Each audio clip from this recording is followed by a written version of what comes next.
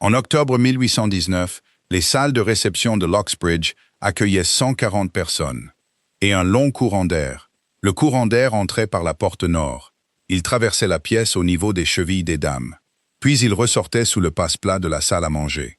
Quiconque avait assisté à plus d'une réception savait où il passait. C'est pourquoi les chaises le long du mur nord restaient vides jusqu'à ce que la salle soit pleine. Et c'est pourquoi les jeunes filles sans cavalier se tenaient près des piliers, là où le froid était moins vif. Maud Stanshaw se tenait près du deuxième pilier en partant de la porte. Elle avait 19 ans. Sa robe était en mousseline blanche. Elle avait appartenu à sa mère. On l'avait reprise aux épaules et élargie aux coutures. Elle avait été lavée si souvent qu'elle avait pris la couleur du lait écrémé. C'était une belle robe. Simplement, elle n'était pas neuve. Et dans cette salle, certaines jeunes filles faisaient un art de remarquer la différence à 10 mètres. Personne ne fut méchant avec elle. C'est ce dont elle se souviendrait plus tard, quand elle aurait appris ce qu'était la méchanceté. 2 personnes lui demandèrent des nouvelles de la santé de son père. Elle dansa une fois avec un vicaire de 50 ans. Il dansait avec tout le monde, à tour de rôle, par un sens du devoir manifeste. Le reste du temps, elle resta près du pilier. Elle observait, sans être vue. Depuis le deuxième pilier, elle pouvait voir la porte, la salle de jeu et le haut de l'escalier. Elle voyait Madame Martin d'Ashby Ground guider ses 3 filles, comme un berger menant ses moutons. Elle voyait la veuve que tout le monde observait cette saison, une certaine Madame Harley de la ville basse, vêtue de soie couleur bordeaux. Elle rit 2 fois à des choses qui n'étaient pas drôles. À 10 heures, une dame qu'elle ne connaissait pas sortit de la salle de jeu. Elle avait trop chaud. Elle retira son châle et le mit dans les mains de Maud, sans même interrompre sa phrase. « Tenez-moi ça », dit la dame, et elle s'éloigna. Maud le tint. C'était une broderie de Norwich, rouge sur fond noir. Il sentait le camphre et le souper de quelqu'un. Elle resta ainsi, le châle sur le bras, pendant 19 minutes, d'après l'horloge au-dessus de la porte. Il ne lui appartenait pas de le poser quelque part. Le poser sur une chaise et s'en aller aurait été un geste déplacé. Un geste bruyant dans une pièce où elle n'avait fait aucun bruit. Elle n'était pas en colère. Elle examina attentivement son sentiment et constata que ce n'était pas de la colère. C'était plutôt comme se tenir dehors, dans une ruelle, devant une fenêtre éclairée. La fenêtre ne vous fait aucun mal. Vous êtes seulement à l'extérieur, et la vitre ne va pas s'ouvrir. Autant le savoir à 19 ans qu'à 30. Ce fut à cette réception que le duc de Blackthorn arriva à 9 heures. Il dansa 2 fois avec les filles d'hommes que son père avait connues. Puis il partit avant la danse du souper. Maud le vit 2 fois, une fois à travers la salle, quand tout le parterre ondula comme un champ d'orge pour voir où il allait, et une autre fois dans l'escalier, alors qu'elle descendait le châle de quelqu'un d'autre au vestiaire. Lui montait, ses gants à la main. Ils se parlèrent. Cela dura 11 secondes. Elle garderait ces 11 secondes pendant 3 ans et 5 mois, de la même manière qu'on garde une vieille pièce sans valeur dans un tiroir, non pas parce qu'elle vaut quelque chose, mais parce qu'on ne s'est jamais décidé à la jeter. C'était en 1819. Son père avait encore 400 acres, une étable pleine de vaches shorthorn en lactation, et un nom qui valait 200 livres n'importe où, entre Lockbridge et la côte. En avril 1823, il n'avait plus rien de tout cela, et elle non plus, car il était mort. Le 9 avril était un jour clair et froid, avec un vent d'est. Et Maud Stanshaw marcha 11 milles ce jour-là. Elle partit à 5 heures de la maison de la cousine de sa mère, en bas de Lockbridge. Elle y avait un lit dans une pièce de passage. Personne ne lui avait dit qu'elle était la bienvenue depuis l'enterrement. Elle portait un baluchon enveloppé dans une toile cirée. Elle porta des patins jusqu'à la barrière de péage. Puis elle les enleva et les porta aussi. Car des patins sur une route dure font un bruit de cheval boiteux. La route sortait de la ville par le nord. Elle montait le long du flanc de Bearfell et redescendait dans la vallée. Elle connaissait les 6 premiers miles. Elle les avait parcourus 100 fois à côté de son père, avec du beurre sous un linge humide à l'arrière de la charrette. Les 5 derniers miles étaient un paysage nouveau. La route était plus étroite, bordée de murs de pierre grise, et elle montait. Elle pensa aux vaches pendant la majeure partie du trajet. C'était un bon sujet de réflexion. On pouvait y penser pendant des heures, et ça ne faisait pas mal. À 10h10, elle contourna le flanc de la colline et vit Birchburn en contrebas. La demeure se trouvait là où le ruisseau sortait des hauteurs, dans un vallon avec des bois au nord. Son parc descendait vers le sud jusqu'au pâturage, une longue maison grise, vieille de 200 ans sur le devant et plus ancienne à l'arrière. 14 cheminées, dont 3 fumaient. Ce fut la première chose qu'elle remarqua. Et cela lui en dit plus qu'une heure de commérage. Une maison de cette taille, en avril, aurait dû avoir 8 cheminées en activité. 3 signifiaient que de nombreuses pièces étaient fermées, que des housses en toile de Hollande recouvraient tout, et que quelque part à l'intérieur, un homme devait s'agiter comme un pois sec dans sa cosse. La deuxième chose qu'elle remarqua se trouvait du côté ouest. Passé l'Arche des Écuries, il y avait un bâtiment isolé. Une construction basse en pierre avec un toit d'ardoise, orienté au nord, avec une petite tourelle à claire-voie sur le faîte pour l'aération. Sa porte était fermée. Ses fenêtres avaient des volets intérieurs, et les volets n'étaient pas à claire-voie, mais condamnés par des planches, ce qui n'était pas normal. Maud resta sur la colline, dans le vent, et regarda ce bâtiment un long moment. Puis elle descendit le chemin. Elle passa devant la porte d'entrée, sans y jeter un regard. Elle contourna la maison jusqu'à la cour des cuisines. Et elle frappa à la porte, comme la domestique qu'elle comptait devenir. La femme qui ouvrit avait 50 ans. Elle portait une robe de tissu noir et un trousseau de clés. Elle regarda d'abord les bottes de Maud, puis son visage. C'est ainsi qu'une gouvernante jauge une inconnue. Les livraisons se font sous l'arche, dit la femme. Je n'ai rien apporté, dit Maud. Je suis venu demander une place. Il n'y a pas de place. La porte commença à se refermer. Puis-je vous demander, avant que vous ne fermiez, si la laiterie est louée ou utilisée? La main de la gouvernante s'arrêta sur le bord de la porte. Elle s'appelait Madame Rennick. Elle était à Birchburn depuis 26 ans. Et depuis toutes ces années que la laiterie était fermée, personne ne lui avait jamais posé cette question. La laiterie est fermée, dit-elle. Oui, j'ai vu les planches, dit Maud. Qui prend le lait? Comment? Il doit bien y avoir des vaches sur un domaine de cette taille. Maud poursuivit. Quelqu'un prend le lait et en fait quelque chose. Ou alors personne ne le fait. Et il va au cochon. J'aimerais savoir. Il y eut une de ces pauses qui décide de tout. Derrière Madame Rennick, la cuisine était chaude et sombre. Elle sentait le mouton du mardi. Une jeune fille traversa le fond de la pièce avec un seau à charbon, sans se retourner. « Entrez !» dit Madame Rennick. « Vous laissez entrer le froid. » Elle la laissa se tenir juste derrière la porte, ce qui n'est pas la même chose que de l'inviter à s'asseoir. Et elle lui posa les 4 questions. Nom, Maud Stanshaw. Âge, 22 ans. Dernier emploi, aucun. Elle n'avait jamais été domestique. Alors qui était-elle? Et que pensait-elle faire à une porte de cuisine en avril, avec des bottes dans cet état? Mon père était Nathaniel Stanshaw de Crowlands, sur la route de Loxbridge. Maud expliqua qu'il exploitait 400 acres. Il est mort en janvier. Tout a été vendu en novembre dernier pour payer ses dettes. Et cela n'a pas suffi. J'ai une sœur de 15 ans, Bessie. Elle vit de la même charité que moi. J'ai besoin d'une place avec un salaire. Et je préférerais une laiterie à toute autre chose. Car une laiterie est la seule chose sur cette terre que je sache faire. Le visage de Madame Rennick fit ce que font les visages dans cette région. C'est-à-dire, pas grand-chose. Combien de temps l'avez-vous tenu? La laiterie de votre père. 6 ans. Depuis l'âge de 16 ans. Ma mère est morte et j'en ai hérité. Combien de vaches en lactation? 22 Shorthorn.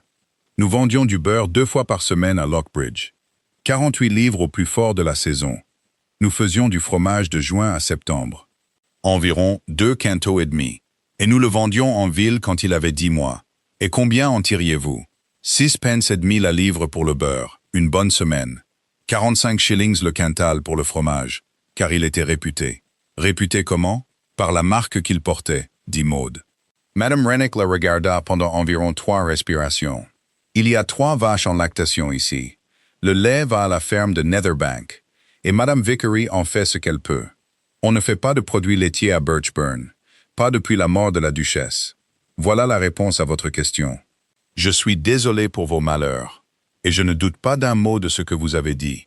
Mais il n'y a toujours pas de place, car ce n'est pas à moi de la donner. Alors puis-je demander au duc? Non. Pourquoi? Parce qu'il ne reçoit personne. Madame Rennick ajouta, ce n'est pas de la cruauté. C'est ainsi que la maison fonctionne depuis 4 ans, et ce ne sera pas moi qui briserai cette règle. Madame Rennick, dit Maud, j'ai marché 11 miles. Je le sais. Il y a du thé dans la théière, il y a du pain, et il y a une chaise près du feu. Et vous prendrez les 3 avant de repartir, ou je voudrais savoir pourquoi. Ça, je peux vous le donner. Le reste, non. Et c'est là que l'affaire se serait terminée. Maud Stanshaw serait retournée à pied vers sa chambre de passage à Locksbridge, si la porte au fond du couloir ne s'était pas ouverte à cet instant précis. L'homme qui entra portait un manteau qui avait séché sur lui. Il avait un fouet à la main et de la boue jusqu'aux genoux. Il était grand et il n'était pas vieux. Il avait ce genre de visage qui ne trahit rien, parce qu'il a cessé de voir une raison de le faire. La jeune fille au seau à charbon sortit par l'arrière-cuisine, telle une souris. Le dos de Madame Rennick se redressa d'1 centimètre. « Rennick, le marchand de bestiaux est-il passé ?» dit-il.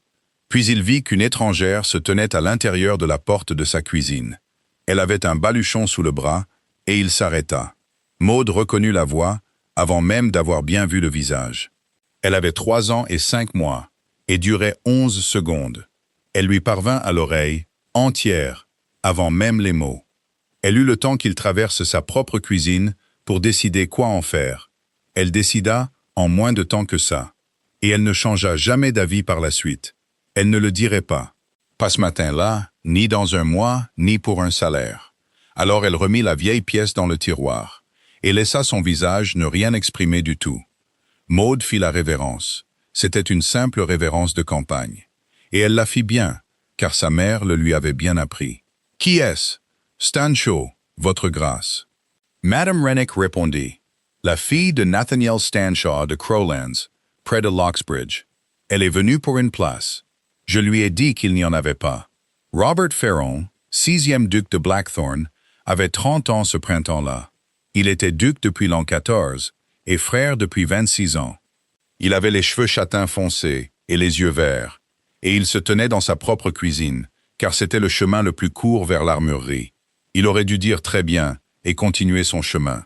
Il l'avait dit peut-être 40 fois depuis la mort de Gérard, et les mots étaient toujours sortis facilement. « Pour quelle place ?» dit-il. « La laiterie, votre grâce, » dit Maud. « La laiterie est fermée depuis 11 ans. Je sais, j'ai vu les planches sur les fenêtres. Si vous me pardonnez, celui qui les a condamnées ne vous a pas rendu service. Une laiterie a besoin d'air plus que d'obscurité. Sous des planches comme celle-là, le plâtre a dû ramollir. Les étagères ont dû prendre une odeur, et il vous faudra 15 jours de récurage avant de pouvoir y mettre le moindre bassin. » Personne ne lui avait parlé ainsi, depuis environ l'année 1814. 15 jours, dit-il, si nous sommes 2, 3 semaines toutes seules. Et ensuite? Ensuite, du beurre dans un mois, du fromage en juin quand l'herbe poussera, et quelque chose à présenter au marché de Lockbridge avant la fin de l'été. Elle s'arrêta. Elle avait entendu sa propre voix retrouver le ton qu'elle avait à la table de son père, avant que la table ne soit vendue. « Je vous demande pardon. Vous m'avez demandé ce que je ferais. Voilà ce que je ferai. » Le fouet passa de sa main droite à sa main gauche. « Quel salaire comptiez-vous demander ? 10 livres par an, logé et nourri, votre grâce, avec la charge de la laiterie et aucun autre travail. Ou 8 pour commencer, jusqu'à ce que vous voyiez si j'en vaux 10. »« Pourquoi ?» dit le duc. « Pourquoi 8 ? Pourquoi ici ?» Il n'avait pas bougé de la porte. Maud songea à mentir. C'eût été facile. Il y avait 3 ou 4 bonnes réponses, et elle était très fatiguée. « Parce que c'est à 11 milles de Lockbridge, dit-elle. À Lockbridge, tout le monde sait ce que mon père devait. Ici, ils le découvriront, mais ça prendra un peu de temps. Et d'ici là, j'espère avoir fait quelque chose qu'ils pourront regarder à la place. » La cuisine était silencieuse. Une bûche se tassa dans le foyer. Madame Rennick se tenait parfaitement immobile. Le duc regarda le sol un instant, puis il releva les yeux. « Je n'ai pas besoin d'une laitière, dit-il. J'ai besoin d'une épouse. » Il y a 2 manières de comprendre une telle phrase. La première est de décider que l'homme est fou. L'autre est de remonter 2 heures en arrière. Dans la salle du petit déjeuner, à l'est de la maison, où le courrier était arrivé à 8 heures. Il y avait 4 lettres ce matin-là. 3 concernaient les affaires. La 4e était d'une écriture de femme. Et c'était la 2e du genre en 15 jours. Robert l'avait lu debout, comme il lisait tout désormais. « Mon cher duc, J'espère que vous ne me trouverez pas trop hardi de vous écrire à nouveau. Je ne peux être tranquille au sujet de l'enfant. Sa mère était ma seule sœur, et je n'ai personne d'autre au monde. Une fillette de 9 ans, élevée dans la maison d'un célibataire sans femme de son rang près d'elle, se verra un jour poser des questions. Je ne vous écris pas pour vous faire des reproches. Je vous écris parce que je pense que vous et moi voulons la même chose pour elle. Et parce que je crois qu'il existe un arrangement qui nous conviendrait à tous les deux. La lettre continuait sur 2 autres pages. Et pas une seule fois elle ne disait de quoi il s'agissait. C'est ce qui la rendait si habile. Chaque phrase aurait pu être lue à voix haute dans une église. Il l'avait jetée au feu. Puis, comme il n'était pas lâche face aux faits, il l'avait retirée avec les pincettes. Il l'avait aplatie sur la pierre du foyer et l'avait enfermée dans le tiroir avec la première. Ensuite, il était sorti. Il avait parcouru à cheval la limite nord du domaine dans un vent d'est pendant 2 heures, et il était revenu par sa propre cuisine. L'enfant s'appelait Alice. Elle avait 9 ans. Elle était à Birchburn depuis l'âge de 5 mois, et tout le monde dans la maison l'appelait Mademoiselle Alice et la pupille. Son père avait été Gérard Ferron, le frère aîné de Robert de 4 ans.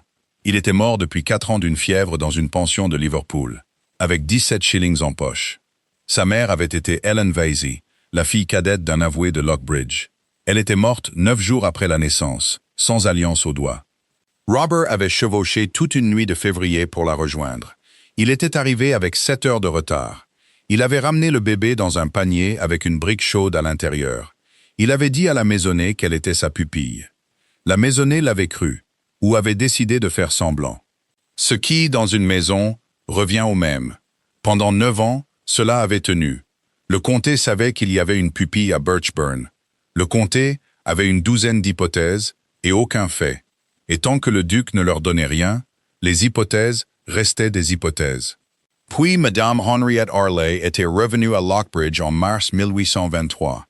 Veuve à 34 ans, avec 48 livres par an. Et elle avait commencé à écrire des lettres. Elle avait les lettres de sa sœur. Pas des copies, les lettres elles-mêmes. De la main de Gérard, avec des dates. L'une d'elles avait été écrite de Birchburn même. Robert ne les avait jamais lues. Il n'en avait pas besoin. Il savait ce qu'elles contenaient sans les lire. Comme un homme sait ce qu'il y a dans une pièce devant laquelle il est passé toute sa vie, la porte fermée. Il avait passé 15 jours à examiner le problème sous tous les angles. Et il avait découvert qu'il n'y avait qu'un seul point faible. Le point faible était qu'Alice n'avait personne d'autre que lui. S'il mourait sur la lande en hiver, ou si les rumeurs commençaient quand elle aurait 12 ans, il n'y avait pas une seule femme en Angleterre qui soit obligée de la soutenir. Une gouvernante peut recevoir son préavis d'1 mois. Une tante peut être payée pour se taire, ou refuser de la connaître. Une duchesse est un fait. Et le comté ne peut la renvoyer sans renvoyer toute l'idée de rang. C'était le calcul qu'il retournait dans sa tête depuis la première lettre. Avec colère, sous la pluie, sans plus de sentiment qu'un homme pour un toit qui fuit. Et puis une étrangère dans sa cuisine avait compté les années de fermeture de sa laiterie, et lui avait dit que celui qui avait condamné ses fenêtres ne lui avait pas rendu service. Il s'était entendu dire la vérité à voix haute pour la première fois de sa vie, à la mauvaise personne, devant sa gouvernante. De retour dans la cuisine, personne ne bougeait. Maud Stanshall posa son baluchon sur le banc. Elle le fit lentement.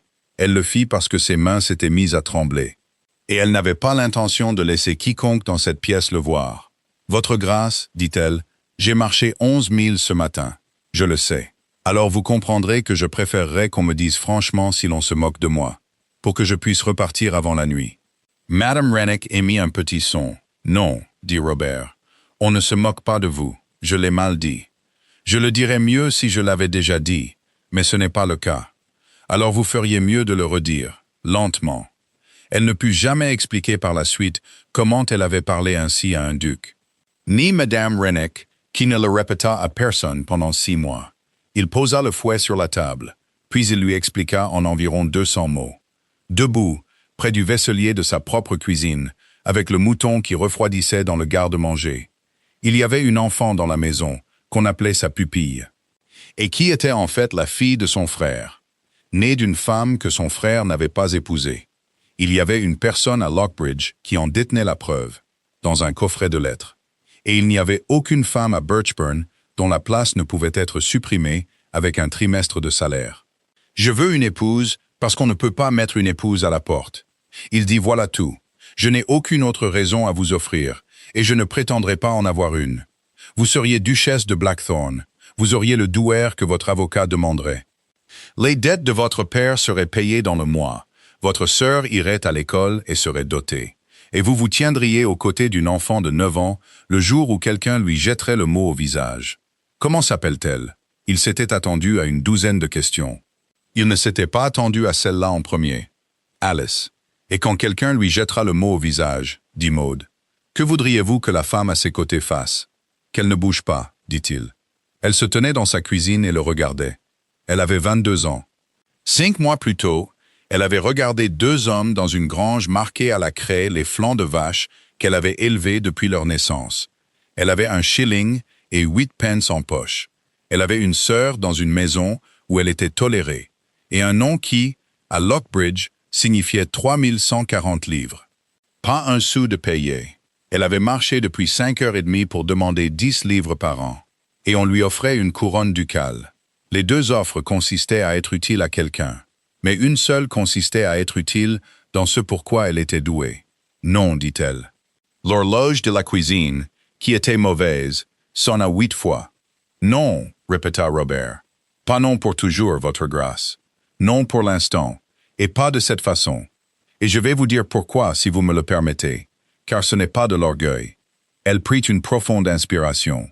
Si je vous dis oui ce matin, alors pour le reste de ma vie, je saurai que je l'ai dit, alors que j'avais 1 shilling et 8 pence, et nulle part où dormir ce soir. Et vous aussi. Et quand nous nous disputerons, et nous nous disputerons, tout le monde le fait, vous me regarderez un soir à travers la pièce. Et vous vous demanderez, juste une seconde, si j'ai jamais voulu autre chose que le toit, je ne pourrais pas le supporter. Et je ne pourrais jamais vous prouver le contraire, car il serait vrai que j'avais faim. Il ne répondit pas. Alors je vais vous faire une offre différente, dit-elle. Donnez-moi la laiterie, pas par gentillesse, à un salaire de 8 livres, logé et nourri, avec la charge de la laiterie et aucun autre travail dans la maison. Donnez-la-moi d'ici à la Saint-Michel. Cela fait 5 mois et demi. Pendant ce temps, vous me verrez chaque semaine et vous verrez qui je suis. Et il n'y a aucun moyen sur terre de cacher qui l'on est aux gens avec qui l'on travaille. À la Saint-Michel, si vous voulez toujours me poser cette question, posez-la. Et j'y répondrai alors, debout dans un endroit où je gagne mon propre pain. Et ma réponse aura de la valeur. Et si vous ne la posez pas, je ne serai pas humilié. Car je serai une laitière avec un trimestre de salaire à venir, et aucun mal ne sera fait. Et si les lettres sortent en juin, alors elles sortiront en juin. Et je ne vous serai d'aucune utilité. Maud ajouta, vous devrez faire ce que vous auriez dû faire de toute façon. C'est-à-dire vous lever devant les gens et dire la chose vous-même. Je n'ai aucun droit à tout cela. Mais un secret qu'une autre femme peut révéler quand bon lui semble n'est pas un secret. C'est un loyer que vous payez. Et vous le payez pour cet enfant. Et le loyer augmentera. Madame Rennick découvrit qu'elle avait posé sa main à plat sur le vaisselier. Robert Ferron se dirigea vers la fenêtre. Il se tint le dos tourné à la pièce, regardant la cour de la cuisine où un garçon menait un cheval sur les pavés. « La Saint-Michel » dit-il. « La Saint-Michel. Vous le voudrez par écrit. »« Oui, » dit Maud, « je le voudrais. Non pas parce que je pense que vous rompriez votre parole, mais parce que dans 4 mois, il y aura 12 personnes dans cette vallée qui diront que je suis venu ici pour autre chose. Et j'aimerais qu'il y ait un papier qui dise exactement ce pourquoi je suis venu. De votre main, datée d'aujourd'hui. » Il se retourna. Et pour la première fois depuis que la porte s'était ouverte, quelque chose bougea au coin de sa bouche. Ce n'était pas un sourire. C'était très loin d'un sourire. Mais c'en était le cousin germain. « Rennick, dit-il, donnez-lui quelque chose à manger. Mademoiselle Stanshaw, venez au bureau du domaine à 12 heures. » Il sortit par le couloir. Ils entendirent la porte de l'armurerie. Madame Rennick s'assit, ce qu'elle n'avait pas l'intention de faire, sur le coin du banc, à côté du baluchon d'une étrangère. « 11 ans, dit-elle pour elle-même. Et il faut une fille avec des bottes mouillées. » Le papier fut rédigé à 2 heures, en 2 exemplaires. Maud a toujours le sien. Birchburn, le 9 avril 1823. Mademoiselle Maud Stanshaw est engagée comme laitière à 8 livres par an, logée et nourrie. Pour tenir la laiterie et le cheptel laitier, et ne recevoir aucun autre ordre de quiconque dans cette maison à ce sujet. Cet engagement n'est conditionné à aucune autre affaire. L'autre affaire, ayant été évoquée ce matin entre nous, est reportée jusqu'au jour de la Saint-Michel. Ce jour-là, je reposerai ma question. Si je suis du même avis, elle y répondra comme bon lui semblera, sans aucune conséquence, quelle qu'elle soit, sur sa place, son salaire ou sa sœur. Blackthorn. En dessous, d'une écriture différente et plus petite, car elle avait demandé à ajouter une ligne, et il lui avait donné la plume sans un mot. Accepté, et rien ne sera payé sur le compte de mon père avant ce jour. Maud Stanshaw. Il avait lu cette ligne 2 fois avant de la sécher. Vous voulez que la dette reste, dit-il. Je veux que ma réponse me coûte quelque chose, dit Maud. Nous allons faire une très courte pause. Si vous ne voulez pas manquer les nouvelles histoires, veuillez vous abonner à la chaîne. La clé de la laiterie de Birchburn se trouvait sur le 3e anneau du placard de l'office, sur une boucle de ficelle de chanvre avec une étiquette en bois, d'une écriture de femme décédée. Madame Rennick ne sortit pas dans la cour ouest pour voir la porte s'ouvrir. Elle dit qu'elle s'occupait du linge. Ce qu'elle avait, c'était un sentiment dans la poitrine qu'elle ne voulait pas avoir en compagnie. La porte avait gonflé et il fallut la soulever sur ses gonds. À l'intérieur, il faisait noir comme dans une étable et froid, d'un bon froid. L'odeur était exactement celle à laquelle Maud s'attendait. Chaud humide, vieux bois, et en dessous, faible et aigre, morte depuis une décennie, le fantôme du lait. Elle enleva les volets avec un ciseau et laissa entrer la lumière. Puis, elle se tint au milieu du sol et regarda ce qu'elle avait demandé. La laiterie de Birchburn mesurait 31 pieds sur 19. Le sol était en dalles de pierre. Une étagère en ardoise courait sur 3 côtés, sur des piliers de briques, et une citerne en plomb sous la fenêtre nord, alimentée par une conduite depuis la source dans le bois. Il y avait une baratterie sous une arche à l'extrémité ouest, avec une baratte à tonneaux sur un support. Au-delà se trouvait la fromagerie, et au-dessus, après 13 marches, le grenier où les fromages devaient reposer sur leurs planches et être retournés. Il y avait 41 bassins peu profonds en cuivre étamés sur les étagères, mal empilés, chacun couvert de verre de gris. Il y avait un nid d'hirondelles dans l'ouverture de la tourelle, avec 4 rangs de fientes en dessous. Le plâtre du mur nord avait ramolli exactement là où elle l'avait dit, et un morceau de l'étagère en ardoise était fissuré par le gel. Et au milieu de la longue étagère, à part, enveloppé dans un linge de lin qui avait pourri au pli, se trouvait un jeu de moules à beurre, 6 d'entre eux, en sycomore, sculpté d'une rose, la marque de la défunte duchesse.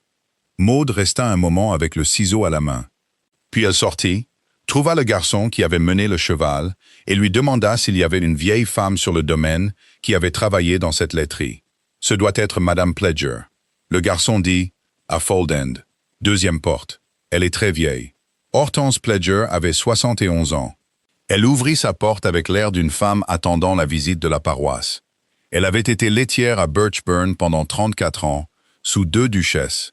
Elle avait un visage comme une noix, une chaise près du feu, un chat, et une opinion sur le monde moderne qu'elle gardait depuis un certain temps. « Vous n'allez pas, dit-elle quand Maud eut fini. « Si, ils ont condamné mes fenêtres. » Ce n'était pas une question, et la main de la vieille femme s'était refermée sur le bras du fauteuil. « Ils l'ont fait, dit Maud, avec des planches de sapin clouées à travers le cadre.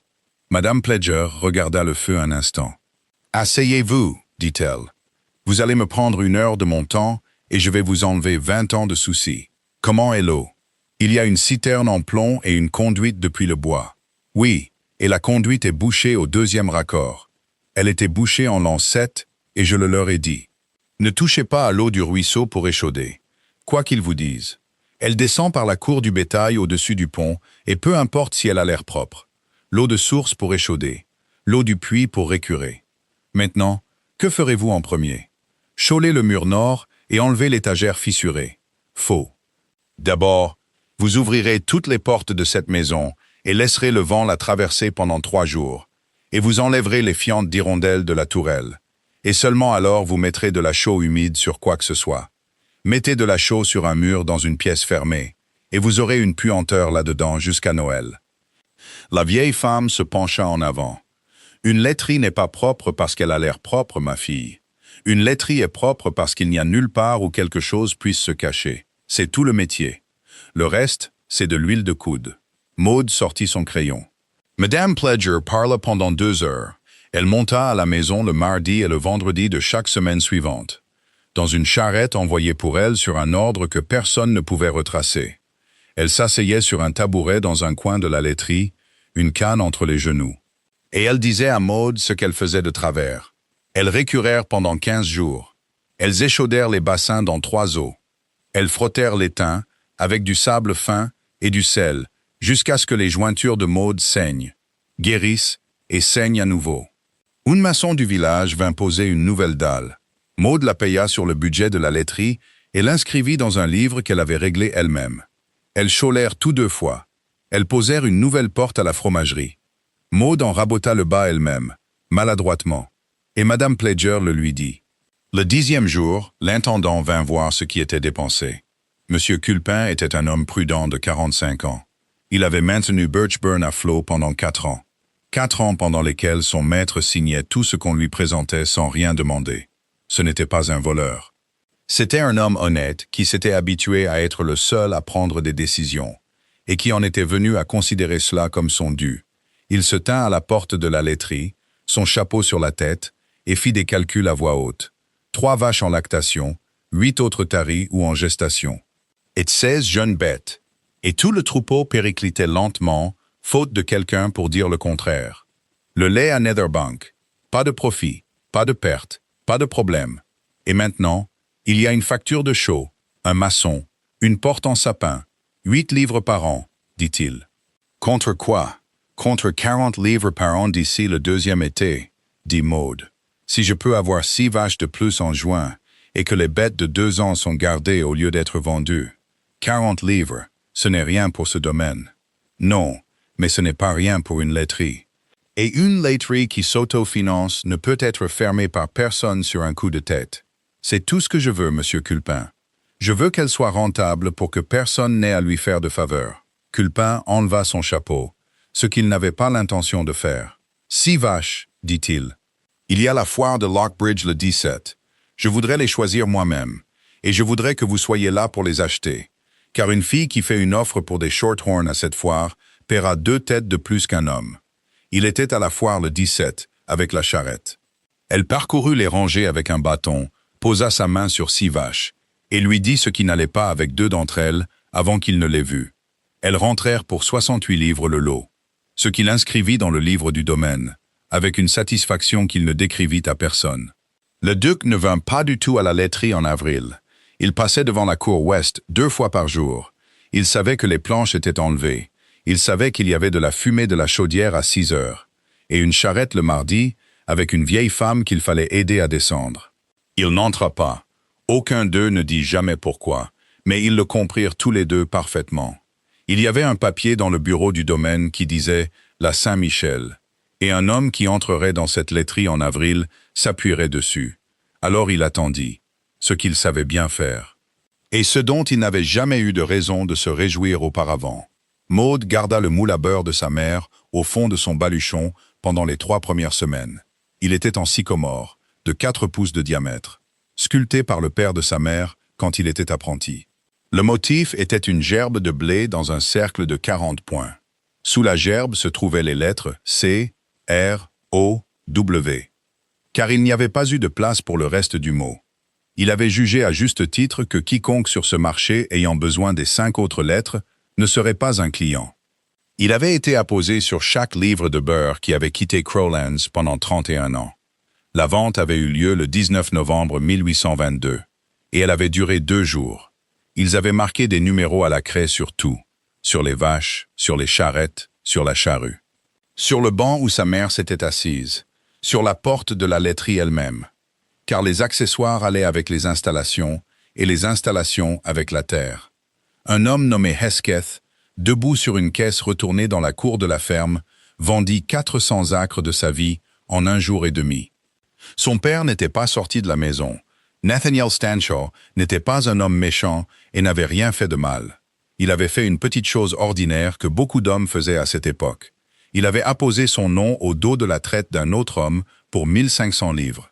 En l'an 19, quand la banque de Lockbridge prêtait à quiconque pouvait se présenter à sa porte, Les affaires de l'autre homme périclitèrent. La traite revint. Il hypothéqua pour la payer, puis emprunta sur le bétail pour payer l'hypothèque. Et à l'été 22, il devait 3140 livres. Le papier avait été racheté à bas prix par un homme de Lockbridge nommé Gaunt. La vente rapporta 2400 livres. À la fin du deuxième jour, alors qu'on emportait la caisse, Maud entra dans la laiterie. Elle découvrit que le lot, qui comprenait divers ustensiles de laiterie, moules, balances, et ainsi de suite, avait été adjugé pour 1 shilling et 6 pence à une fermière qui se tenait sur le seuil, avec la boîte sous le bras. Maud lui demanda le moule. Seulement le moule. La femme regarda la gerbe de blé, le cercle de points, les 4 lettres, puis elle regarda la jeune fille en face d'elle et fit un calcul qui prit environ 1 seconde et demie. 6 pence, dit-elle. Je l'ai payé. Maud lui donna les 6 pence. C'était la dernière pièce de la maison qu'elle pouvait donner. Et elle n'a jamais pensé une seule fois que c'était cher. Son père mourut le 14 janvier, dans une chambre louée au-dessus d'un cellier à Locksbridge, de ce que le médecin appela un dépérissement des forces, et que tout le monde appela par son nom. Il avait 53 ans. Il était allé au cimetière le dimanche précédent. Il était revenu les pieds mouillés et ne s'était pas réchauffé. Ses dernières paroles claires à Maud concernaient une génisse vendue en novembre. Il voulait qu'elle sache que c'était la meilleure bête qu'il ait jamais élevée. La dette ne mourut pas avec lui. Les dettes de ce genre survivent à tout le monde. Ainsi, le 6 mai de l'an 23, dans une pièce chaulée de l'autre côté de Bearfell, loin de tout cela, Maud Stanshaw sortit le moule en sycomore du fond de son baluchon. Elle l'échauda, puis le laissa tremper toute la nuit dans de l'eau de source froide. Pour que le bois ne boive pas le beurre, elle le posa sur l'ardoise à côté des 6 roses d'une duchesse décédée. Le premier barattage à Birchburn depuis la mort de la duchesse eut lieu le 7 mai, et ce fut un échec. La crème était trop froide et le beurre ne prenait pas. Elle tourna cette baratte pendant 55 minutes, les bras en feu. À la fin, elle avait une baratte de soupe épaisse et aigre, et une colère, qu'elle dut aller évacuer dans la cour. Madame Pledger, informée le vendredi, fut ravie. Du pur ravissement des très vieilles personnes. « 55 minutes, dit-elle. Ah, voilà une leçon que vous n'aurez pas besoin d'apprendre 2 fois. Le deuxième barattage prit 19 minutes. Elle le lava dans 3 eaux, le travailla sur la table en hêtre avec le sel, le pesa en livres et marqua les 4 premières avec une rose. Car la rose appartenait à la maison. Puis elle marqua la 5e avec une gerbe de blé dans un cercle de 40 points, et resta à la regarder à la lumière de la fenêtre nord, plus longtemps qu'elle ne l'aurait admis. Le beurre monta à la maison ce soir-là avec le reste. Quelque chose d'autre partit cette semaine-là, le jeudi, dans la charrette du marché. C'était une lettre pour Lockbridge. 4 pages écrites serrées sur un barattage qui avait échoué, et un autre qui avait pris en 19 minutes. Maud écrivait à Bessie tous les jeudis dès la première semaine de mai. Elle n'était pas une bonne correspondante, mais une jeune fille de 15 ans, vivant de la charité des autres, devait recevoir quelque chose, avec son propre nom à l'extérieur, devant les gens qui l'hébergeaient. Alors quelque chose arrivait chaque semaine, qu'il y ait quelque chose à dire ou non. Birchburn, le duc dînait à 7 heures, seul, au bout d'une table faite pour 24 personnes, dans une pièce où les housses n'avaient été retirées que d'une seule chaise depuis 4 ans. Il mangeait ce qu'on lui donnait sans y prêter attention, ce qui était une chose dont la cuisine avait cessé de se soucier. Ce soir-là, à mi-repas, il s'arrêta, son couteau en l'air, puis il fit quelque chose qu'il n'avait pas fait depuis la mort de son frère. Il sonna et posa une question sur la nourriture. Madame Rennick vint elle-même. « Ce beurre, dit-il. »« Oui, votre grâce. D'où vient-il ?»« De votre propre laiterie, dit Madame Rennick. »« Votre grâce. » Et elle dut quitter la pièce assez rapidement. Alice vint à la laiterie pour la première fois le 12 mai. Elle vint comme les enfants viennent dans un endroit dont on ne leur a rien dit. De biais 2 fois, en faisant semblant d'aller ailleurs. Elle avait 9 ans. Elle était petite pour son âge, avec le teint de son père et le menton obstiné de quelqu'un d'autre. Elle portait une robe grise et un tablier. On lui avait appris à dire bonjour aux domestiques, d'une voix dont on avait gommé tout intérêt. Au 3e passage, elle s'arrêta sur le seuil. « Êtes-vous la nouvelle personne ?»« Oui. »« Madame Rennick dit que je ne dois pas vous déranger. »« Vous ne me dérangez pas, dit Maud. »« Vous êtes sur le seuil. Il y a une différence, et elle est d'environ 60 centimètres. Alice y réfléchit, puis elle entra d'environ 60 centimètres et regarda les étagères en ardoise. Les bassins y étaient alignés, remplis à ras-bord. La crème reposait sur le lait comme une peau de soie pâle. À quoi ça sert? C'est le lait de ce matin. Il repose pour que la crème monte. Ensuite, je l'écrème. La crème va dans le pot jusqu'à ce qu'il y en ait assez. Puis on la baratte pour en faire du beurre. Le reste va au veau et au fromage si c'est la saison. Le petit lait va aux cochons.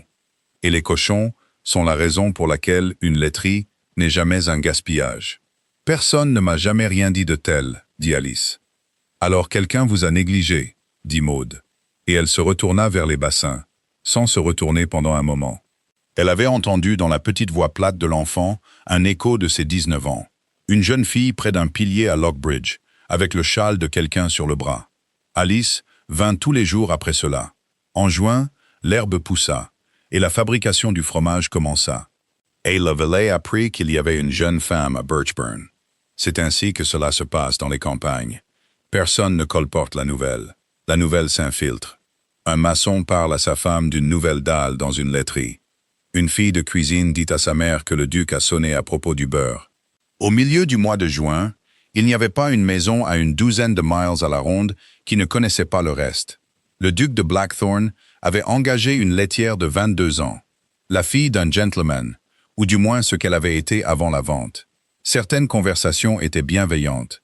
Madame Henriette Harley l'a pris le 21 juin dans une boutique de Lockbridge, d'une femme qui n'avait aucune idée de l'importance de la chose. Elle se tenait au comptoir avec un papier d'épingle à la main, et elle laissa la phrase la traverser entièrement. Puis elle dit, comme c'est censé de sa part, et elle paya les épingles. Elle remonta la ville basse jusqu'à son logement. Elle y avait 2 pièces, une cuisine partagée et 48 livres par an.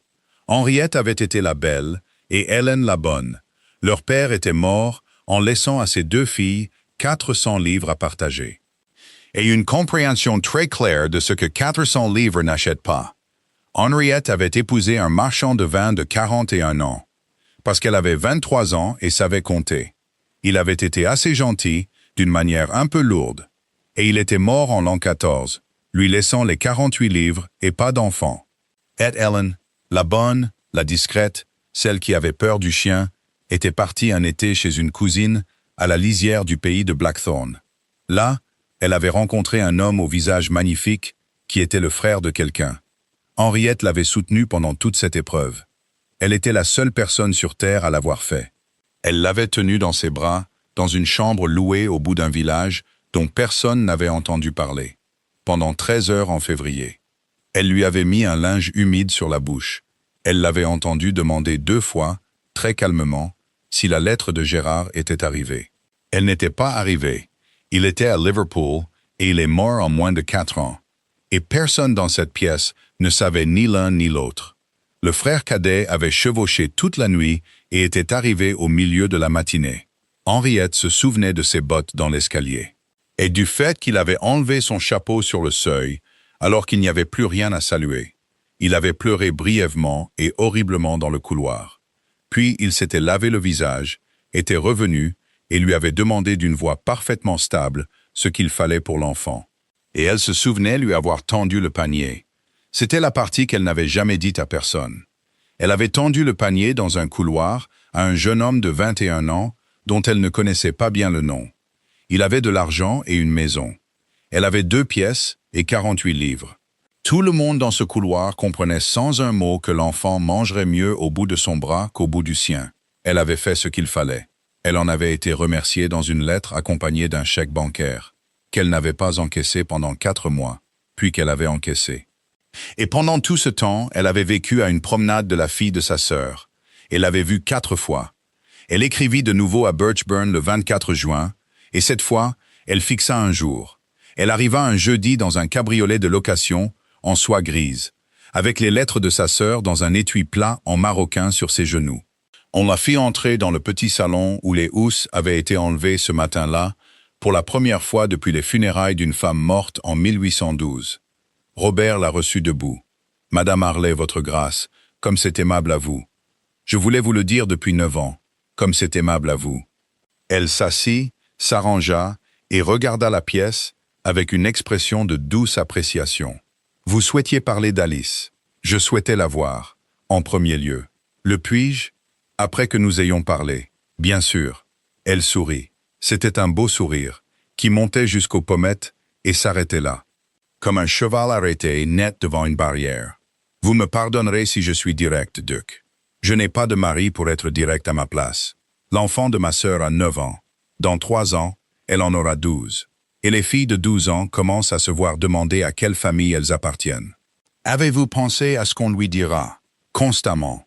Et votre réponse est une laitière, dit agréablement Madame Harley. Il ne bougea pas. Je vous demande pardon, dit-elle aussitôt. C'était méchant et faux. De plus, c'est seulement que je passe des nuits blanches à cause de cet enfant, depuis avant même que vous ne l'ayez. Et on devient brusque. Duc, il y a un arrangement plus simple. Et vous savez lequel? Alice a besoin d'une femme de son sang dans cette maison. Je suis sa tante. Je ne suis plus une beauté. Et je ne suis pas du tout une idiote. Je lui ferai un foyer ici. Et je vous ferai une épouse très discrète. Et dans 15 ans, quand tout cela sera ancien, personne ne se souviendra qu'il n'y a jamais eu une question. Et les lettres? Quelles lettres? Les 22 lettres dans l'étui sur vos genoux, dit Robert. Henriette Harley baissa les yeux sur l'étui en maroquin, comme s'il était entré tout seul. Ce sont les biens de ma sœur, dit-elle. J'aurais pensé que vous voudriez qu'elles soient en sécurité. Elles sont en sécurité. C'est tout leur intérêt. Il y eut un long silence. Dehors, dans la cour, quelqu'un roulait un tonneau. Le son entra par la fenêtre ouverte avec l'odeur du jardin après la pluie. « Vous me trouvez une femme méchante, dit-elle. Non, je vous trouve une femme effrayée. Oui, dit-elle. Oui, je le suis. Savez-vous que vous êtes la première personne à le dire à voix haute? Et je trouve que cela me dérange moins que d'être flattée. » Elle releva le menton. « J'ai 34 ans, Duc. J'ai 48 livres par an et une logeuse qui lit mes lettres. Quand je mourrai, il y aura une personne au monde qui pourrait se donner la peine de le savoir. Et elle est à l'étage de cette maison, appelant la gouvernante de quelqu'un d'autre par son nom. Je ne vous demande pas de m'aimer. Je vous demande de me laisser être utile avant d'être trop vieille pour l'être. » C'était, en l'occurrence, entièrement vrai, et il le savait. C'est ce qui la rendait dangereuse. « Vous pouvez la voir, dit-il. Vous pouvez la voir chaque fois que vous écrivez à l'avance. Venez en tant que sa tante. Venez ouvertement, et je ne vous dirai jamais non. Mais je ne vous épouserai pas, madame. Et je ne le ferai pas sous la menace de cet étui. Et si vous l'aviez laissé à la maison ce matin, j'aurais peut-être trouvé la réponse plus difficile à donner. » Elle se leva et secoua sa jupe. « Vous n'êtes pas méchant non plus, dit-elle. C'est le problème de toute cette affaire. Personne n'est méchant, et l'enfant sera quand même ruiné. » Elle resta 40 minutes avec Alice dans le grand salon, et en sortit les yeux brillants et durs. En se dirigeant vers le cabriolet, elle demanda à voir la laiterie. Et le garçon, qui n'avait pas d'ordre, la lui montra. Maud était près de la cuve à fromage, les manches au-dessus des coudes. Ses bras étaient couverts de cahiers jusqu'aux poignets. Elle ne pouvait pas faire la révérence, et n'essaya pas. « Alors c'est vous, mademoiselle Stanshall » dit Madame Harley depuis le seuil. « Comme vous avez l'air industrieuse. Je connaissais un peu votre père de vue. Tout le monde le connaissait. » Elle regarda les étagères, les bassins, la nouvelle dalle, la presse. Quel travail énorme. Et tout cela, bien sûr, à la fin, les étagères, le lait, le sel. On continue de travailler, et c'est très agréable. Et on oublie qu'on n'a rien acheté. J'ai acheté 6 vaches, dit Maud, et je les ai choisies moi-même. Madame Harley rit. C'était un vrai rire, qui lui avait échappé. Et pendant une seconde, les deux femmes se regardèrent avec quelque chose qui ressemblait presque à de la sympathie. Et qui l'aurait été dans un monde différemment agencé? La Saint-Michel, dit-elle. J'entends dire que quelque chose doit être réglé à la Saint-Michel. Elle partit avant la réponse, ce qui était une de ses habitudes. Et Maud resta au milieu de son sol propre, les bras mouillés jusqu'au coude. Et elle comprit 2 choses. La première était qu'un papier écrit dans une cuisine en avril avait été discuté là où il n'aurait pas dû l'être. La seconde était qu'elle venait d'avoir peur, et que ce n'était pas pour elle-même. Il descendit à la laiterie ce soir-là à 9 heures, pour la première fois. Elle était dans le grenier à fromage, en train de retourner les fromages de juin, 12 d'entre eux, sur leur planche. Chacun devant être retourné tous les jours pendant 15 jours, puis un jour sur deux pendant 1 mois. C'est un travail fastidieux, et c'est toute la fabrication du fromage. Elle l'entendit dans les escaliers, reconnut le pas, et continua de retourner. « On m'a dit que vous étiez ici. J'en ai encore 4 à faire, » dit Maude. Et elle ne s'arrêta pas. Il se tint en haut des marches, l'épaule contre la poutre. Il la regarda retourner 4 fromages et n'offrit pas son aide, ce dont elle lui fut reconnaissante. Ne parle pas, ce dont elle fut encore plus reconnaissante. Madame Harley est venue à la laiterie, dit-il enfin. Que vous a-t-elle dit? Que tout dans cette pièce vous appartient et que je n'ai rien acheté. Maude redressa la dernière planche. Elle a raison pour les étagères. Mademoiselle Stanshaw. Je ne suis pas blessé, votre grâce. C'est une vérité dite pour blesser, ce qui est la sorte de vérité la moins chère qui soit. Mon père disait qu'un fait avec un hameçon est toujours un fait, et qu'il vaut mieux manger la viande et recracher l'hameçon. Elle s'essuya les mains. C'est pour l'enfant que j'ai peur. Et je pense que vous feriez mieux de me dire le reste, car je vis au milieu de tout ça maintenant, et je préférerais ne pas être la dernière à savoir. Alors il lui raconta, dans le grenier à fromage, assis sur la marche du haut, le dos tourné, pendant qu'elle finissait les planches. Parce qu'il y a des choses qu'un homme ne peut dire qu'au mur. Il lui parla de Gérard, qui avait été beau et vif, celui que leur père aimait, et qui, à 19 ans, avait commencé à être un homme à qui il était dangereux de prêter de l'argent. Il lui parla d'un été, et d'une fille nommée Hélène Vazzy, qui avait peur des chiens, et d'une promesse faite dans une ruelle qui ne signifiait rien pour l'homme qui l'avait faite. Il lui parla de février de l'an 14, de la lettre arrivée à 10 heures du soir, du cheval qu'il avait épuisé pour y arriver, et des 7 heures de retard à la fin. Elle était encore chaude, dit-il. La pièce, je veux dire. C'est ce que je n'ai jamais pu dire à personne. La pièce était encore chaude. Si j'avais été sur la route 3 heures plus tôt, je lui aurais parlé. Elle m'aurait dit ce qu'elle voulait qu'on fasse. J'aurais eu quelque chose à donner à l'enfant qui venait de sa mère, au lieu de moi. Qu'avez-vous fait des lettres que votre frère lui a écrites? Je ne les ai jamais eues. Je ne les ai jamais demandées. Je pensais, j'avais 21 ans, je pensais que c'était décent de ne pas le faire. C'était décent, dit Maude. Cela vous a aussi coûté 9 ans. Oui. Elle vint s'asseoir sur la marche en dessous de lui, ce qui plaça sa tête un peu plus bas que la sienne, et aucun d'eux n'y pensa avant bien plus tard. Puis-je vous demander quelque chose de difficile? Vous ne m'avez demandé que ça depuis avril. Quand vous me parlez d'elle, dit Maude, vous dites Alice. Quand vous en parlez à M. Culpin et à Mme Rennick, et à moi devant eux, vous dites l'enfant. Pourquoi? Parce que je la garde secrète depuis 9 ans, dit Robert lentement. Et je ne savais pas jusqu'à cette minute que je me la gardais secrète à moi-même aussi. Ce fut la première nuit. Rien ne se passa. Il descendit les marches à 10 heures moins le quart et dit bonsoir depuis la porte, du même ton qu'il aurait utilisé avec Culpin. Maude éteignit la lampe et s'assit un moment dans le grenier sombre, au milieu de 50 livres de fromage, les mains sur les genoux. Quoi qu'elle fût d'autre, elle n'était pas idiote. Elle savait exactement ce qui avait commencé. Et elle savait qu'elle avait 6 semaines d'été et un accord écrit qui la séparait de la nécessité de faire quoi que ce soit à ce sujet. Madame Harley n'écrivit plus. Elle fit quelque chose d'intelligent. Elle commença à se montrer. Elle prit un banc à l'église de Lockbridge où le comté pouvait la voir. Elle portait du gris et parlait de sa pauvre sœur avec un sanglot dans la voix. À exactement 4 personnes, et sans jamais prononcer un nom.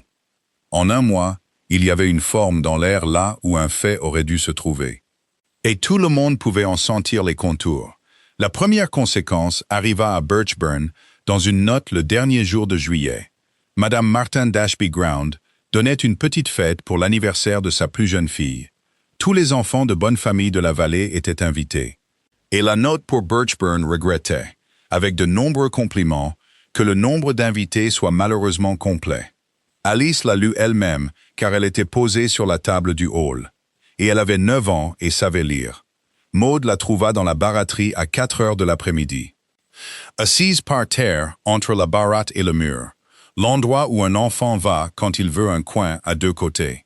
Elle ne demanda pas « Qu'est-ce qui ne va pas ?»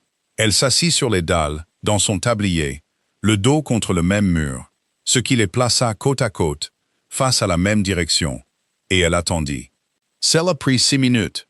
Suis-je une bâtarde ?» dit Alice. Maude ne bougea pas et ne respira pas de travers. Qui a utilisé ce mot avec toi?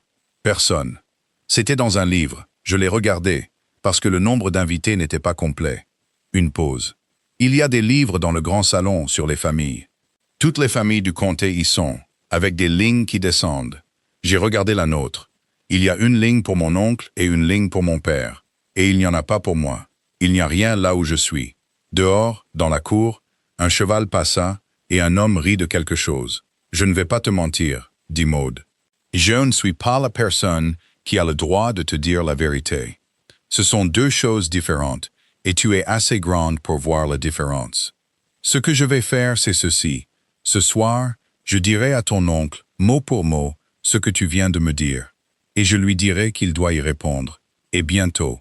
Et personne d'autre. Je resterai dans la pièce pendant qu'il le fera, si tu veux que je sois là.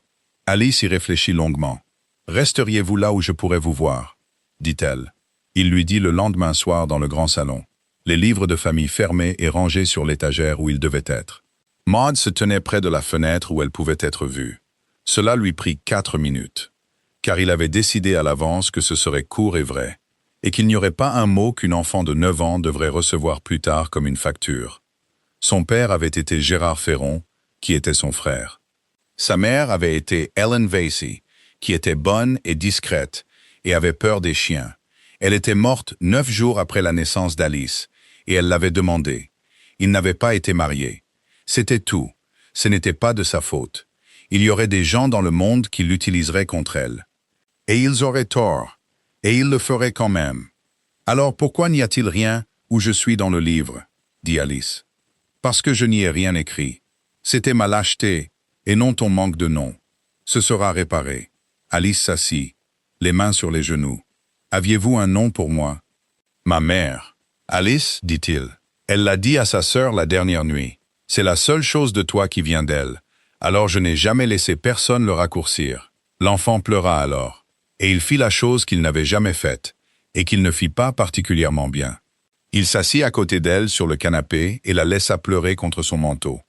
Maude se tenait à la fenêtre et ne bougea pas, exactement comme elle l'avait promis. Plus tard, dans le couloir, Robert dit « C'était très mal fait. »« C'était assez bien fait, » dit Maude. « Vous lui avez dit la vérité. Et vous l'avez dit avant que quelqu'un d'autre ne le fasse. Ce qui est le seul avantage qu'un homme ait jamais dans cette vie. Maintenant, faites-le à nouveau devant le comté. Et vous aurez retiré les lettres des mains de cette femme sans qu'elle ne le sente dans ses doigts. » Il s'arrêta au milieu du couloir. « La Saint-Michel, dit-il. La Saint-Michel fera très bien l'affaire. Il y aura le souper. Vous aurez 40 personnes dans votre propre cuisine qui ont mangé votre pain toute l'année. Et c'est une meilleure pièce pour cela que n'importe quel salon en Angleterre. Et vous serez là. Je serai au bout de la table avec la laiterie, dit Maude. Là où est ma place jusqu'au 30 septembre. Madame Harley vint chercher Maude au milieu du mois d'août sur la route de Lockbridge, dans le cabriolet de location, qu'elle arrêta à côté d'elle avec une grande apparence d'accident. Maud se rendait au marché avec la charrette. 4 douzaines de livres de beurre sous des linges humides et un fromage dans un panier. « Mademoiselle Stancho, laissez-moi vous emmener. Il reste encore 3 miles. Merci. Je marcherai avec la charrette. Le beurre voyage mieux avec la main de quelqu'un dessus. Alors je marcherai aussi un peu, dit Madame Harley. Et elle descendit, ce qui lui coûta quelque chose en soie grise sur une route poussiéreuse. Et Maude lui en sut gré par la suite. Elles marchèrent un quart de mille avant qu'elle n'en vienne au fait. Je veux vous dire quelque chose qui semblera très laid, et je veux que vous m'écoutiez jusqu'au bout avant de répondre, car je pense que vous êtes la seule personne sensée dans cette affaire. Elle garda les yeux fixés devant elle. Je peux vous mettre 25 livres dans la main cette semaine. Je peux vous écrire une recommandation qui vous ferait entrer dans n'importe quelle maison du Nord. Et j'en écrirai une vraie. Il y a une famille à Kendal qui cherche une laitière à 18 livres et un cottage. Et il vous prendrait sur ma parole demain, pour que vous partiez avant la Saint-Michel. Pour que je parte avant la Saint-Michel. Pourquoi le voulez-vous tant, madame? Parce que je manque de temps, dit Henriette Harley. Et vous avez 22 ans. Elles firent quelques pas. Les roues de la charrette faisaient leur bruit, et un pluvier s'envola du mur. Je vais vous dire ce que j'ai compris, dit Maude. Vous auriez pu ouvrir ces lettres en avril. Vous auriez pu aller voir Madame Martin avec en juin, et faire parler toute la vallée avant le dimanche. Et alors le duc aurait été acculé, et vous aurez peut-être épousé pour s'en sortir. Vous ne l'avez pas fait. Vous vous êtes promené en ville en gris et avez laissé les gens deviner. Ce qui fait du mal à l'enfant lentement, et ne vous fait aucun bien. Et qu'en concluez-vous? Que vous ne pouvez pas le faire, dit Maud, que vous ne le ferez jamais. Vous avez tenu la main de sa mère pendant 13 heures. Vous ne pouvez pas être celle qui prononce le mot à voix haute dans une boutique de Lockbridge, et vous le savez. Vous avez négocié pendant 6 mois sur une menace que vous préféreriez vous couper la main plutôt que de mettre à exécution. Madame Harley s'arrêta sur la route. Elle se tenait là, dans la poussière, la charrette du marché s'éloignant d'elle. Son visage se décomposa pendant environ 2 secondes. Elle fut reconstituée avec une habileté qui avait mis des années à s'apprendre. « Alors je n'ai rien du tout, dit-elle. »« Vous avez une nièce, dit Maud, à qui son oncle a dit cette semaine, dans une pièce calme, exactement ce qu'elle est. C'est fait. Il ne reste plus que du papier dans cet étui sur vos genoux. Et le jour où vous monterez à Birchburn en tant que sa tante, sans étui à la main, vous trouverez une chambre prête. Je l'ai fait balayer et aérer depuis la 2e semaine de juillet. Et Madame Rennick a mis les rideaux bleus depuis mardi.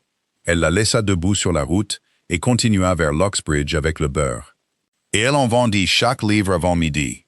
Sur son salaire du trimestre de la Saint-Jean, elle mit 12 shillings dans un papier plié et le laissa à la porte de la cousine de sa mère en traversant la ville, avec pour des chaussures et pas de discussion écrit à l'extérieur.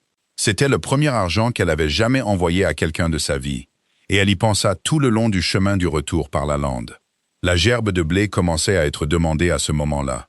Une marque sur une livre de beurre est une promesse faite chaque semaine par les mains de quelqu'un. Et les acheteurs la prennent plus vite que le nom de quiconque. Au bout de l'allée ce matin-là, un homme corpulent en manteau marron vint se tenir près de la charrette. Il regarda le beurre et n'en acheta pas. « Stanchow », dit-il. Il y avait écrit Stanchow sur le livre de compte de mon bureau pendant 2 ans. En effet, Monsieur Gaunt, 3140 livres. Et voilà la fille qui vend du beurre sur le même marché comme si de rien n'était. Pas comme si de rien n'était, dit Maud. À 6 pence et demi la livre, c'est tout ce qu'il y a. Gaunt la regarda un moment, et quelque chose bougea derrière son visage. C'était le respect d'un vieil homme pour l'arithmétique. « Ah !» dit-il, et il remonta l'allée, et dit à 2 personnes avant le dîner que la fille Stanchow valait 10 fois son père, ce qui, à Lockbridge, valait bien un monument.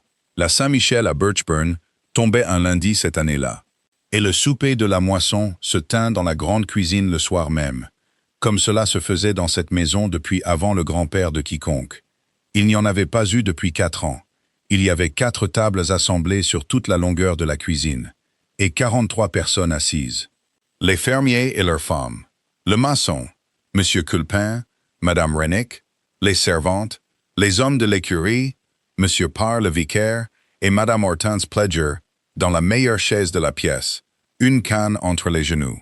71 ans, et descendue de la charrette par 2 hommes adultes, qui avaient tous 2 eu peur d'elle, étant enfants. Il y avait du bœuf et une oie et du pain, et la bière qui avait été brassée en juin, et au milieu de la longue table, sur une planche à part, non entamée, il y avait un fromage de Birchburn de 18 livres, vieux de 4 mois, le premier que la maison avait fait en une décennie, avec une gerbe de blé, dans un cercle de 40 points imprimé dans la croûte. Maud mit les couverts elle-même, avec 2 des servantes à 6 heures. Quand elle arriva au bout de la table, elle mit la place du duc en haut, comme toujours. Et puis, sans demander à personne, elle mit une place à sa droite. Une assiette, une tasse en corne, un couteau, une serviette pliée à plat. Elle mit un coussin sur la chaise, car la personne qui devait s'y asseoir était petite. Madame Rennick entra derrière elle avec le sel, le vit et resta tout à fait immobile. « Madame Rennick, dit Maud, si c'est mal, vous avez 3 heures pour l'enlever, et je ne dirai rien. » Madame Rennick posa le sel à côté de l'assiette, l'aligna et sortit. À 7 heures, la maisonnée entra. Le duc descendit, et Alice vint avec lui dans une robe blanche avec une ceinture noire, tenant sa main, ce qu'elle n'avait pas fait depuis ses 6 ans. 43 personnes virent où on la plaça. Ils en étaient à Loire quand la porte de la cour s'ouvrit, et Madame Henriette Harley entra de l'obscurité, sans y être invitée, en soie grise, avec l'étui en maroquin sous le bras. Toute la cuisine se tut, chacun s'arrêtant à un moment légèrement différent, de sorte que le silence arriva par morceaux. Robert se leva. Il ne regarda pas l'étui, il regarda la pièce. Il posa les deux mains sur la table et le dit en une quarantaine de mots, ce qui était moins que ce qu'il avait utilisé pour l'enfant. Vous avez tous été très patients avec cette maison pendant 4 ans. Il y a quelque chose ici qui n'a jamais été dit à voix haute. Et je vais le dire maintenant, à ma propre table, pour que personne dans cette vallée n'ait plus jamais à le chuchoter. Voici Alice. Elle est la fille de mon frère Gérard. Sa mère était Ellen Vazey, de Lockbridge. Et ils n'étaient pas mariés. Elle a vécu sous mon toit depuis l'âge de 5 mois. Elle s'appellera Ferron, à partir de la Saint-Michel. Elle est pourvue comme l'enfant de mon frère. Elle est assise à ma droite, et elle y restera, que cela plaise au comté ou non. Il prit sa tasse. Voilà tout. Monsieur Parr, voulez-vous redire le bénédicité? Je crois que nous avons commencé sans. Il est impossible de décrire les 11 secondes qui suivirent. Quand 3 personnes regardèrent leurs assiettes, ou le duc, ou la petite fille en robe blanche qui était devenue de la couleur de la nappe. Puis Madame Hortense Pledger, dans la meilleure chaise, tendit le couteau à fromage, le manche en premier, le long de la table. « Coupez-le, dit-elle. Vous en avez fait la moitié. Coupez le fromage de votre oncle, mademoiselle Ferron, et donnez le premier morceau au vicaire, car c'est l'homme le plus gourmand de cette vallée, et il ne sert à rien de faire semblant. » La salle éclata comme un feu dans des ajoncs secs. Monsieur Parr rit jusqu'à devoir enlever ses lunettes. Quelqu'un au fond de la table frappa du poing, et quelqu'un d'autre dit « Eh bien, et Dieu merci !» Et on vit Madame Rennick se moucher. Alice coupa le fromage. Elle le fit mal, et le premier morceau se cassa, et le vicaire le mangea debout, et le déclara le meilleur du comté, ce qu'il n'était pas tout à fait encore. Henriette Harley resta près de la porte pendant tout ce temps, l'étui sous le bras. Personne ne l'avait invitée à s'asseoir. Personne ne l'avait non plus mise dehors. Elle était simplement là, sur le seuil d'une pièce chaude, regardant la fille de sa sœur se faire tendre un couteau par une vieille femme devant 43 témoins. Et elle comprit plus vite que n'importe qui dans cette cuisine, car elle était la seule à être venue là pour l'empêcher. La chose qu'elle avait tenue au-dessus de cette maison pendant 6 mois lui avait été retirée des mains et mangée avec du pain. Elle se tourna pour partir. C'est Alice qui dit « Tante Henriette !» L'enfant descendit le long de la table, le couteau toujours à la main. Elle s'arrêta et dit « Il y a une place près de Madame Pledger. Il y fait chaud. » Henriette Harley s'assit près du feu dans une pièce pleine de fermiers et mangea de l'oie dans l'assiette d'une maison où elle était venue ouvrir une blessure. Elle pleura 2 fois, et aucune fois personne ne fut assez méchant pour le remarquer. Plus tard, dans le couloir, elle mit l'étui en maroquin dans les mains de Robert. « Elles n'ont jamais rien valu, dit-elle. C'est ça la blague. 22 lettres et pas une seule ne dit qu'il l'aimait. Alors Alice les aura à 21 ans, dit-il, et elle jugera son père par elle-même. Et vous les lui donnerez, madame. Pas moi. Pourquoi? Parce que ce sera vrai. Et parce qu'il devrait y avoir une personne à cette table qui puisse lui dire à quoi ressemblait la voix de sa mère. Le cottage de Fold End, avec ses 2 pièces et son jardin, fut offert le mardi à 60 livres par an, refusé le mercredi par orgueil, et accepté le vendredi par bon sens. Il était très tard quand la cuisine se vida. Maud sortit par la cour avec une lanterne. Car la laiterie est la dernière chose fermée dans une maison, et il y avait des bassins qui attendaient. Il était à la porte de la laiterie. « Mademoiselle Stanshaw, votre grâce, c'est la Saint-Michel. » Robert dit, « C'est la Saint-Michel depuis minuit et je n'ai pas eu 1 minute seule avec vous. Je veux dire 3 choses et ensuite je ne vous demanderai rien du tout. » Elle posa la lanterne sur l'étagère en ardoise. La lumière monta le long des murs chaulés. Les bassins étaient alignés et la pièce sentait l'échaudage, le sel et la pierre propre. La première est ceci. Il sortit un papier de son manteau et le posa sur l'étagère à côté de la lanterne. La dette de votre père était de 3140 livres. Elle a été rachetée à Gand la 2e semaine d'août, et elle est acquittée. Et voici le reçu. Et votre nom n'est sur rien. Je l'ai fait en août, pas ce soir. Et je l'ai fait sans vous le dire, ce dont vous pourriez être en colère, et vous auriez raison. Mais c'est fait, et c'est fait. Quoi que vous me disiez dans les 5 prochaines minutes. Et il n'y a aucune facture au monde avec Stanshaw en haut. Maud resta à regarder le papier. « La seconde, dit-il. La ferme de Netherbank se libère à la Chandeleur. 31 acres, une maison, une étable pour 14 vaches, et la meilleure laiterie de la vallée après celle-ci. Le bail est établi à votre nom pour 21 ans, à un loyer que Culpin juge juste et que je trouve bas. Il est à vous, que vous me parliez à nouveau ou non. Votre sœur pourra vous y rejoindre à Noël. Vous seriez une femme avec une ferme et une marque sur son beurre, et n'ayant à demander la permission de personne pour quoi que ce soit. Et la troisième est que je ne vais pas poser ma question. Robert dit. La lanterne siffla. Vous avez écrit une ligne sur mon papier en avril. Il dit, vous vouliez que votre réponse vous coûte quelque chose. Eh bien, j'ai fait en sorte qu'elle ne vous coûte rien. Il ne reste rien que je puisse vous offrir qui ne soit un paiement. Si je vous le demande maintenant, vous ne saurez jamais, et moi non plus. Vous m'avez dit dans ma propre cuisine exactement ce que cela fait aux gens, un soir, à travers une pièce. Alors je ne demanderai pas. Je préférerais vous avoir à Netherbank pendant 21 ans et être malheureux. Qu'est de vous avoir ici à ces conditions? Maud prit le papier, le regarda et le reposa. Puis-je vous dire quelque chose d'abord? Oui. Le 14 octobre 1819, à la réception de Lockbridge, je me tenais dans l'escalier, tenant le châle d'une autre femme. Vous montiez avec vos gants à la main. Vous vous êtes arrêté, vous avez regardé le châle et vous avez dit « Ce n'est pas à vous ». J'ai dit « Non ».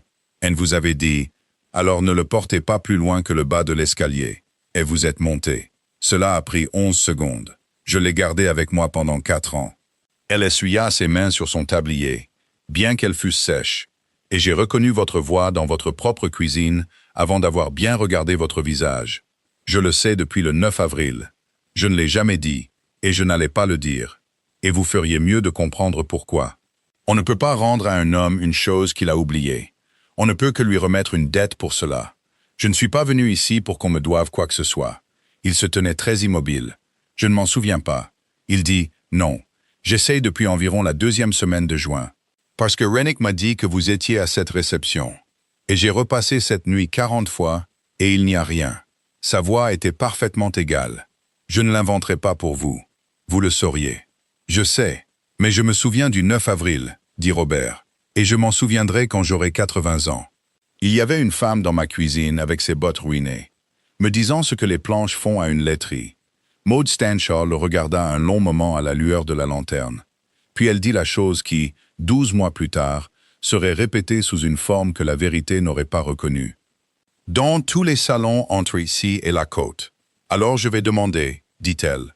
Je vous ai demandé une place dans cette maison une fois, et vous m'en avez donné une meilleure que je ne le voulais.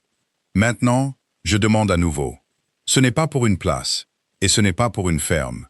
Et ça n'a rien à voir avec 3140 livres. Épousez-moi, Robert. Je le demande pour mon propre compte, sur mon propre salaire, à la Saint-Michel, debout dans une laiterie qui s'autofinance. Il dit son nom une fois, rien d'autre. Les bans furent publiés à Lockbridge les 3 premiers dimanches de l'Avent. Et dès le 2e, il n'y avait plus que des places debout au fond.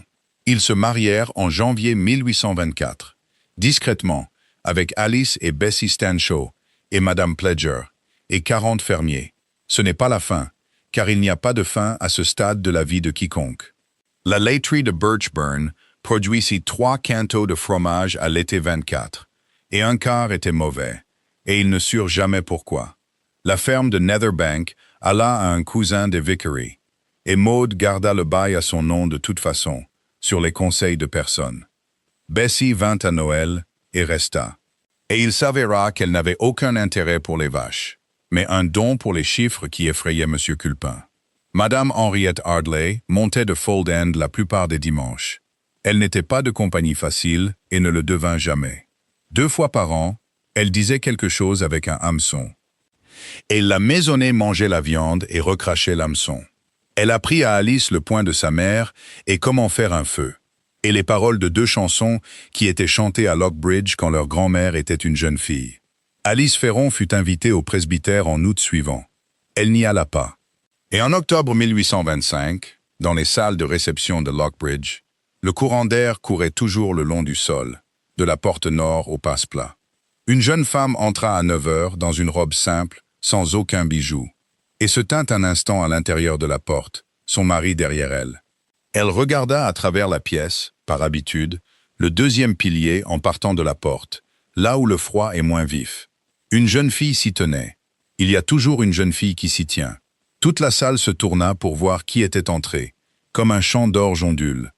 Et la duchesse de Blackthorn traversa directement le sol, passa devant tout le monde jusqu'au deuxième pilier, et demanda son nom à la jeune fille. Merci d'avoir écouté cette histoire jusqu'au bout.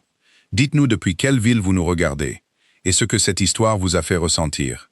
N'oubliez pas de vous abonner pour ne pas manquer les nouvelles histoires.